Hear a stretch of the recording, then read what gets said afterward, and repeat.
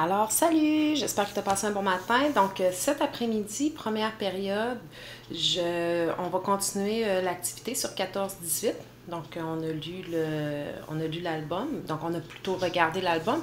Et M. Eric, vous avez fait la lecture de la lettre d'Adèle que j'ai apportée ici.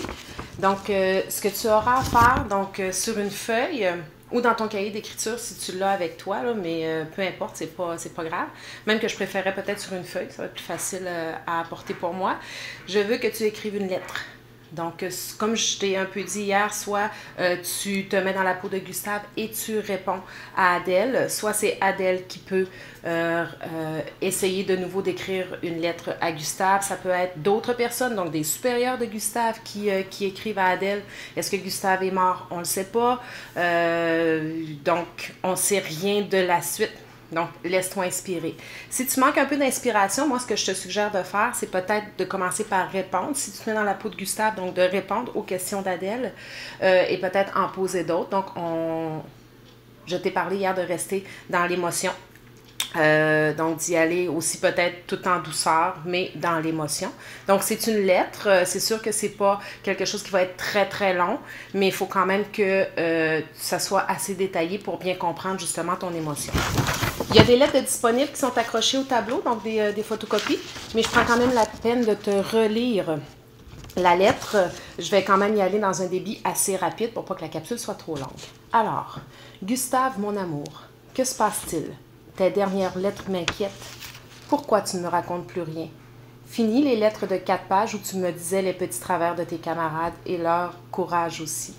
Fini les confidences où tu arrivais à me faire rire de vos petits malheurs. Dans ta dernière lettre, ces 2 mots, ça va, m'ont glacé le sang. Je crois que tu me caches quelque chose. Et si tu étais blessé? As-tu encore des poux? As-tu reçu mon colis, les mitaines? Comment vont tes pieds?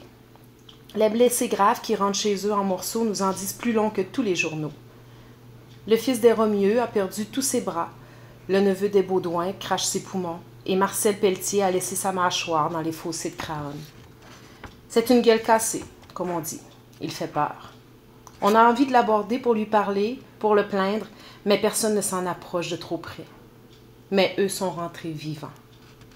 Ici, même si la vie est dure sans toi, sans tes bras, la ferme sans ton corps, près de moi, je ne dois pas me plaindre.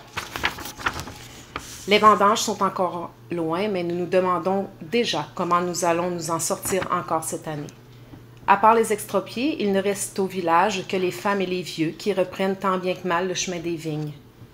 Même la vieille Alexandrine a retrouvé ses sécateurs. L'essieu de la charrette a cassé net dans le virage à l'entrée d'Armisson. J'ai dû l'abandonner en attendant de pouvoir le faire réparer. Va savoir quand.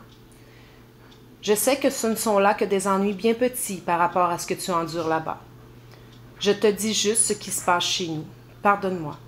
Ton fils demande sans cesse quand tu vas rentrer. Je ne sais plus le rassurer. Parce que tu rentreras, Gustave. Il le faut. Reprends ta plume, mon amour, et dis-moi tout. Soulage tes tourments. Plains-toi, Gustave. Ne garde rien pour toi. N'aie pas peur de me dire le vrai, le cru, le laid. Je veux entendre tes plaintes, tes cris, tes pleurs. Je veux les partager. As-tu peur? As-tu peur quand un camarade tombe sous les balles? A-t-on peur quand le sifflement d'un obus?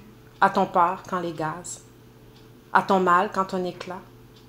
Est-ce que tu m'aimes encore? As-tu toujours ma photo sur ton cœur? Je sais qu'il est stupide sur le front, en temps de guerre, de te dire de faire attention à toi.